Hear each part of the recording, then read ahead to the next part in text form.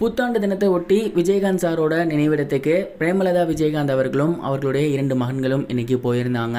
அங்கே போயிட்டு அவருக்கு சூடம் பொருத்தி சாமி கும்பிட்டு அங்கே ஒரு சில விஷயங்கள் பண்ணியிருந்தாங்க. அதெல்லாம் இப்போ சோசியல் மீடியாவில் ரொம்பவே வைரலாக போகுது. கேப்டன் நினைவிடத்துக்கு வந்து அந்த நினைவிடத்தில் மாலை அணிவிச்சு சூடம் பொருத்தி சாமி கும்பிட்டுருந்தாங்க. அப்போ பிரேமலதா விஜயகாந்த் அவர்கள் ரொம்பவே கதறி அழ ஆரம்பிச்சிட்டாங்க. கண்ட்ரோலே பண்ண முடியாத அளவுக்கு அழுதுகிட்டு இருந்தாங்க. அவங்கள ஆறுதல் சொல்ல வேண்டிய அவர்களுடைய 2 மகன்களுமே கண் கலங்கி நின்னாங்க.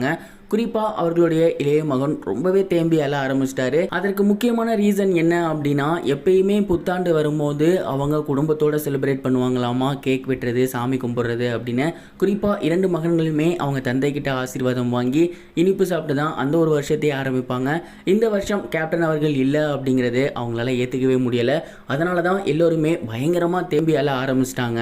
ஒரு கட்டத்தில் மூத்த மகன் பிரபாகரன் அம்மா தம்பி 2 பேரையுமே சமாதானப்படுத்தி அந்த இடத்துக்கிட்ட ஒரு சில விஷயங்கள் பண்ணியிருந்தாரு. அதன் பிறகு பிரேமலதா விஜயகாந்த் அவர்கள் ரொம்பவே எமோஷ்னலாக தொண்டர்களை பார்த்து பேசியிருந்தாங்க.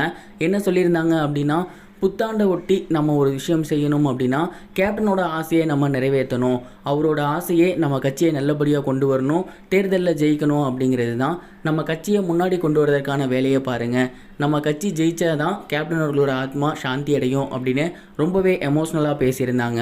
மேலும் பிரேமலதா விஜயகாந்த் அவர்கள் கண் கலங்கியபடியே கேப்டன் அவர்களோட நினைவிடத்தில் இந்த கட்சியை நல்ல நிலைமைக்கு கொண்டு வருவேன், நீங்கள் என்ன ஆசைப்பட்டீங்களோ அதை கண்டிப்பாக நிறைவேற்றுவேன், இந்த ஒரு புத்தாண்டில் அதற்கான முழு முயற்சியும் எடுப்பேன் அப்படின்னு சத்தியம் சபதம் பண்ணியிருக்காங்க அப்படிங்கிற மாதிரியும் தெரிய வந்திருக்கு. இதெல்லாம் தாண்டி கேப்டன் அவர்கள் ஆஸ்தான விஷயமான எப்பவும் செய்யக்கூடிய அன்னதானம் போடுறது இருக்கு இல்லையா, அனைவருக்கும் சாப்பாடு போடுறது, அந்த ஒரு விஷயத்தை இன்னைக்கு அவரோட நினைவிடத்தில் பண்ணியிருக்காங்க. இதெல்லாம் இப்போ சோசியல் மீடியாவில் ரொம்பவே வைரலாக போய்கிட்டு இருக்கு. இதை பற்றி நீங்கள் என்ன நினைக்கிறீங்க? கமெண்ட் பாக்ஸில் ஷேர் பண்ணுங்க. இது வரைக்கும் கனெக்டிங் டிவிக்கு சப்ஸ்கிரைப் பண்ணனா மறக்காம சப்ஸ்கிரைப் பண்ணிக்கங்க. உடனடி அப்டேட்ஸ் பெறுவதற்கு நோட்டிஃபிகேஷன் பெல்லையும் கிளிக் பண்ணிக்கங்க.